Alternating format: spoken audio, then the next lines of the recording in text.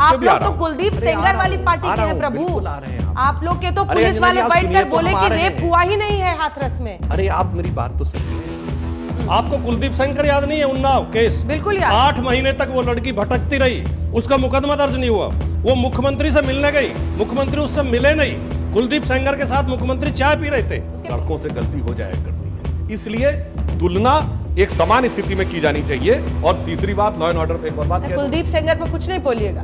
तो कह रहे हैं कुलदीप सेंगर डिफेंड करते रहते हैं ना ना गायत्री प्रजापति अपने कर्मों की सजा भुगत रहे हैं। हाँ। जेल में है, सजा मुकदमा चल रहा है। लेकिन एक बलात्कार के आरोपी को लेकर अखिलेश यादव समाजवादी पार्टी जी। मैं बोलता रहा हूं अंजना जी, मैं बोलता रहा हूं। पूरे 5 साल में अखिलेश यादव को घेरने के लिए, समाजवादी पार्टी पर आरोप लगाने के लिए एक तलाश करके लाते हैं गायत्री प्रजापति। मैं 100 गिनवा सकता हूं इन 5 साल में। आपको कुलदीप सेंगर याद नहीं है? उन्नाव केस बिल्कुल याद। 8 महीने तक वो लड़की भटकती रही, उसका मुकदमा दर्ज नहीं हुआ। वो मुख्यमंत्री से मिलने गई, मुख्यमंत्री उससे मिले नहीं। कुलदीप सेंगर के साथ मुख्यमंत्री चाय पी रहे थे। उसके पिता की हत्या की गई खाने में। उस लड़की ने आत्महत्या का प्रयास किया, उसके पिताजी की पिटाई की कुलदीप सेंगर के गुंडों ने, उसकी मृत्यु हो गई। हाथरस में, कासगंज में क्या हुआ? लड़की की हत्या कर दी गई, रेप हुआ, सामूहिक बलात्कार। सरकार कह रही कोई रेप नहीं हुआ, और उस लड़की की डेड बॉडी जबरन घर वालों से छीन के उनके ऊपर लाठियां चला के मिट्टी का तेल डाल के जला दी गई। ये महिलाओं का अपमान नहीं है? ये किस मुंह से महिला अधिकार की बात करते हैं? जो 10 साल में गरीबी की रेखा के नीचे से बढ़ते हुए 150 करोड़ की प्रॉपर्टी कुलदीप सेंगर की पार्टी वाला कैसे गायत्री प्रजापति का नाम लेगा सर? आप लोग तो कुलदीप सेंगर वाली पार्टी के हैं प्रभु। आप लोग के तो पुलिस वाले बैठकर बोले कि रेप हुआ ही नहीं है हाथरस में। अरे आप मेरी बात तो सुनिए। रेप हुआ ही नहीं, आपने बड़ा अच्छा याद दिलाया। याद करिए बुलंदशहर रेप, जिसके ऊपर आजम खान ने कहा था ये पॉलिटिकल है, हाई कोर्ट से फटकार पड़ी, वापस लेना पड़ा। याद करिए वो कांड जिसमें 2 बहनों ने आत्महत्या कर ली थी गैंग रेप के आरोप में, क्योंकि वो दोनों भाई जो थे वो सत्ताधारी दल से साथ थे, उन्होंने आत्महत्या कर ली। और उसके बाद बयान आया लड़कों से गलती हो जाया करती है, इसलिए तुलना एक समान स्थिति में की जानी चाहिए। और तीसरी बात, लॉ एंड ऑर्डर पे एक और बात, कुलदीप सेंगर पर कुछ नहीं बोलिएगा। हम तो कह रहे हैं कुलदीप सेंगर डिफेंड करते रहते हैं ना कुलदीप सेंगर करते रहे। कुलदीप सेंगर को एक बार ये डेटा दिखा रहे, ग्राफिक्स के डेटा नहीं, अंजना जी वो जरा प्रेस कॉन्फ्रेंस निकलवाइए।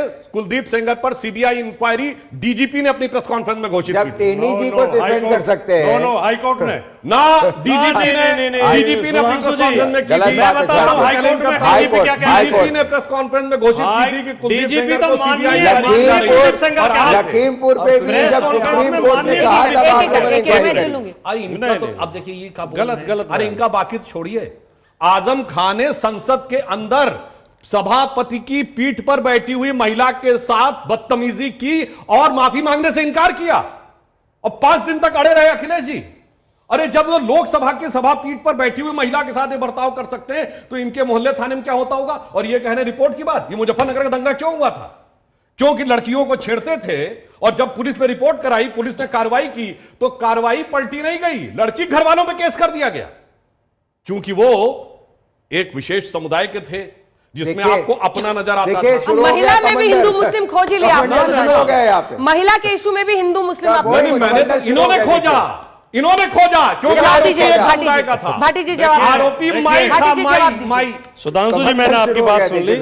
इस भारतवर्ष में आप मुझे रिसर्च करके बता दें, खोज करके बता दें, एक ही राजनीतिक पार्टी ऐसी है जो बलात्कारियों के समर्थन में तिरंगे झंडे लेकर सड़कों पर जुलूस निकाल सकती है। उसका नाम है भारतीय जनता पार्टी। कठुआ में एक बेटी के साथ रेप हुआ, इनके वहां के प्रदेश अध्यक्ष, इनके लोकल विधायक, इनके कार्यकर्ता हाथों में तिरंगे झंडे लेके बलात्कारियों के समर्थन में जुलूस निकाल रहे थे। उत्तर प्रदेश, जिसका बात कर रहे हैं कुलदीप सेंगर की, हाई कोर्ट ने जब पूछा कुलदीप सेंगर की गिरफ्तारी क्यों नहीं हो रही है, तो इनके जो अटॉर्नी जनरल थे वो हाई कोर्ट में ये कह रहे थे कि हमें सबूत नहीं मिले हैं। और जब हाई कोर्ट ने कहा कि हम इसे सीबीआई को दे दें, तो सरकार ने तुरंत सीबीआई को दे दिया उससे बचने के लिए। और 24 घंटे के अंदर कुलदीप सेंगर की गिरफ्तारी हो गई। जिन्हें सबूत नहीं मिल रहे थे, 24 घंटे में सीबीआई को सबूत मिल गए। इनके डीजीपी माननीय कहकर उसे संबोधित कर रहे थे, माननीय विधायक कहकर अभियुक्त को, जो बलात्कारी का आरोप था, बलात्कार का आरोपी था, अगर आप इसमें जा रहे हैं कर रहे थे। भाटी जी, मैं चैलेंज करता हूं, क्यों बोला था सरकार ने? क्योंकि पहली एफआईआर में कुलदीप सेंगर का नाम नहीं था। जब पीड़िता ने दूसरी बार में कुलदीप सेंगर का नाम दिया तो कार्रवाई हुई। पुलिस ने एफआईआर दर्ज नहीं की थी, पीड़िता शुरू के दिन से नाम ले रही थी उसका, शुरू के दिन से नाम ले रही थी। अच्छा सुनिए, एक बात समझा दीजिए, पीड़िता एक बात समझ, पीड़िता के पिता को थाने में ले जाकर क्यों पीटा गया, सुनिए, वो तो देखा होगा ना। अरे भाई आप सुनिए ना, ये तो पीड़िता की बात कर रहे हैं, शक्तिशाली महिलाओं के साथ, ये मायावती जी के साथ क्या किए थे? मायावती जी खुद बयान दिए हैं कि हमारे साथ दुर्व्यवहार भी करने का प्रयास था, जान से लेने का प्रयास था, और पकड़ पकड़ के विधायकों को जातिवाचक शब्दों के साथ पकड़कर वहां पुलिस के कप्तान की उपस्थिति में जो किया जा रहा था, अगर उस समय स्वर्गीय ब्रह्मदत्त द्विवेदी हमारे नेता न पहुंचे होते तो मायावती जी का खुद बयान है कि उनकी जान खत्म कर दी जाती। ये तो मुख्यमंत्री के साथ किया आपने, जो पूर्व मुख्यमंत्री रही है। आप तो महिलाओं का बहुत सम्मान करते हैं। प्रधानमंत्री पश्चिम बंगाल में जाकर ममता बनर्जी का बड़ा सम्मान करके आए। दीदी, ओ दीदी, ये महिलाओं का सम्मान है आपके मन में? आपके उत्तर प्रदेश में सदफ जफर का नाम सुना है? सदफ जफर जो सोशल वर्कर है, जो केवल वीडियो बना रही, फेसबुक लाइव कर रही थी एक प्रदर्शन का, उसको उठा के जेल भेज दिया गया, उसके ऊपर एनएसए लगाया गया। ये महिलाओं का सम्मान। दिशा रवि स्कूल की लड़की, उसको आपने जेल भेज दिया भाषा के आधार पे, धर्म के आधार पे। यही समाजवाद का मतलब है। दूसरी बात, कितना समाजवाद बच गया। दूसरी बात, इनकी जो विचारधारा, जिस विचारधारा से, मौलिक विचारधारा ही इनकी महिलाओं के खिलाफ है। इनके आदर्श हैं तुलसी और मनु। एक बार ग्राफ देखिए अपना। और तुलसी और मनु दोनों महिलाओं के खिलाफ हैं। आप सुधांशु जी से पूछें, क्या ये उनकी निंदा करते हैं जो तुलसी और मनु ने महिलाओं के खिलाफ लिखा है, महिलाओं को अपमानित किया है? मनुस्मृति के प्रथम अध्याय के श्लोक में लिखा है, मनुस्मृति में साफ लिखा हुआ है। सुनिए, 10 आचार्यों से एक पिता, फर्जी बात नहीं चलेगी। एक पिता, और सुनिए 1000 पिताओं से एक माता है। क्या बात करते हैं मनु की बात? सुनिए भाई, आप वही लोग हैं जो कन्या पूजन करते हैं नवरात्र में, लेकिन कन्याओं को पढ़ाना नहीं चाहते, उन्हें सशक्त करना नहीं चाहते। मनुस्मृति कहाँ पढ़े? मनुस्मृति कहती है, सुनिए। अच्छा, मनुस्मृति छपी कब थी बताइए? मैं बताता हूँ। बोलिए बोलिए बोलिए। अरे सुनिए, अरे आप मनु की निंदा करते हैं, 1910 से पहले मनुस्मृति की निंदा करते हैं, आप मनु की निंदा करते हैं।